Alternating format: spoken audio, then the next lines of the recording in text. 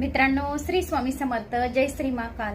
हरतालिकाच्या तुम्हाला खूप खूप शुभेच्छा. तर मित्रांनो, तुमच्या बऱ्याच काही कमेंट्स आल्या की ताई 5वा दिवस आहे हरतालिकाच्या दिवशी, तर मग भगवान शिवाची पूजा करू शकतो का? तर तुम्ही घरच्या घरी पार्थिव शिवलिंगाची पूजा घरच्या घरी करू शकतात, मंदिरात जाऊ शकत नाही. पण जर मासिक पिरियड मध्ये जर तुम्हाला पिरियडला जात असेल 5व्या दिवशी, तर तुम्ही शिवलिंगाची पूजा करू नाही शकत. जसे 40-45 वर्षानंतर प्रत्येक लेडीजला पहिल्या या दुसऱ्या दिवशीच मासिक पिरियडचा अनुभव राहतो. जर 3ऱ्या दिवसापासूनच बंद जर झाला तर 5व्या दिवशी काही हरकत नाही. तुम्ही 5व्या दिवशी जर तुम्ही पिरियडला तुम्हाला काही म्हणजे प्रॉब्लेम नाही आहे, तर 5व्या दिवशी तुम्ही पार्थिव शिवलिंगाची पूजा घरच्या घरी करू शकतात. पण तुम्हाला 5व्या दिवशी जर पिरियडला हाय जात असेल तर तुम्ही शिवलिंगाची पूजा करू शकत नाही. आणि घरीच पूजा 5व्या दिवशी तुम्हाला करायची आहे. आपल्या घराच्या देवघरात पार्थिव शिवलिंग करायची, आजूबाजू 4 सख्या काढायच्या, कलशची स्थापना करायची, दीप प्रज्वलित करायचा आणि तुम्हाला यथाशक्ती तुम्हाला जशी पूजा करायची प्रत्येक वर्षी करतात तशी करायची आहे.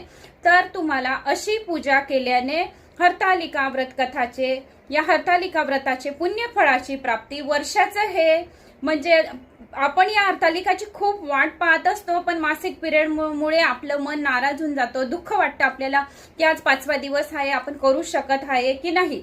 जर पिरियडला तुम्हाला जात नसणार तर तुम्ही अवश्य ही पूजा करू शकता.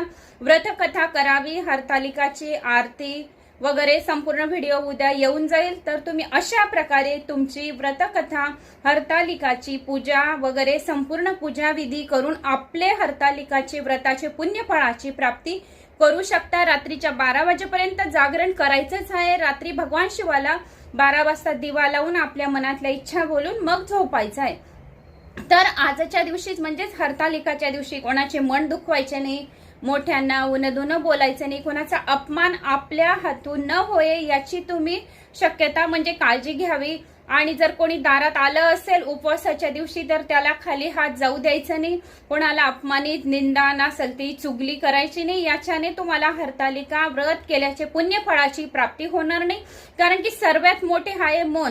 तर जेवढे तुम्ही मौन राहणार हरतालिकाच्या दिवशी आणि ओम नमः शिवाय, शिवाय नमः, ओम उमापती नमः, गौरीपती नमः या मंत्राचा जप करत राहा, म्हणजे आपल्याला हरतालिका केल्याच्या पुण्यफळाची प्राप्ती होईल. या प्रकारे तुम्ही हरतालिका हे व्रत घरच्या घरी 5व्या दिवशी करू शकतात.